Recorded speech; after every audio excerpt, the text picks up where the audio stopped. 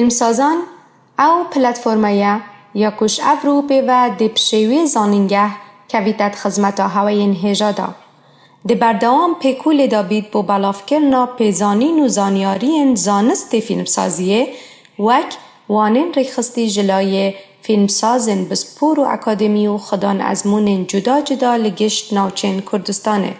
سینمای دروست که بیر من پی بکاتو و من خاطر سر گمان، من خاطر سر رخنا، من خاطر سر تیرامان و امانه هاتن ام ستایلیان کرده شاری خویان و او سینمای هنری لیکوتو که امرو بشیشی زوری اروپا نسراو با سینمای هنری. افمالا یا همی کسا که دلسوزک و شیانن خدمت کرنه هبند بار فیلم سازیه دا.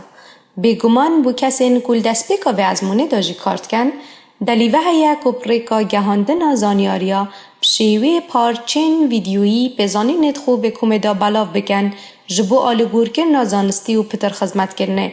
البته ده دلیوا بشداربون بلایف جیبوه تارک خستن.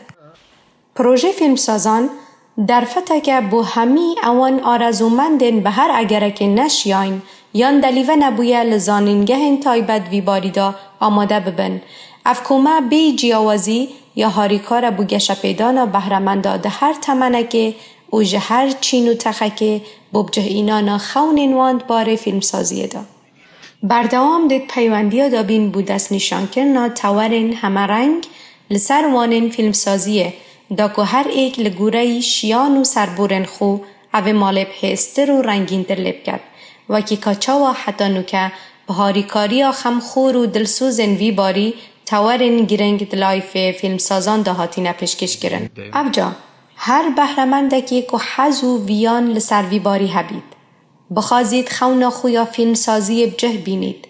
پیکو لبکت او در فتن جدس خوداین جارکا دی بخصاخ کتوه ده هر تمنک دابید.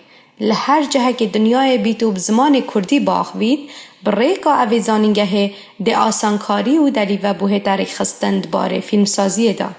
تنه یا پیویست. اوه دروازه دا خو ناونویس بکنو بهرمند بن جمفا و زانست فیلم سازیه.